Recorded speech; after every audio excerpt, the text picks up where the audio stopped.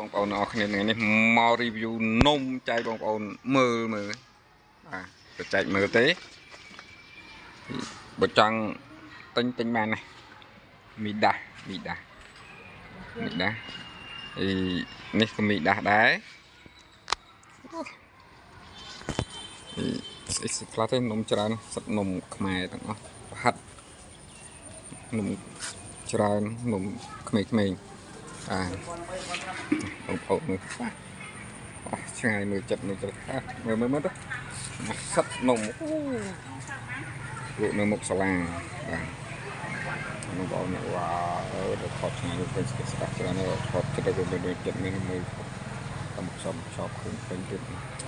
អូបោហូហៀអូខេនំនេះដែរ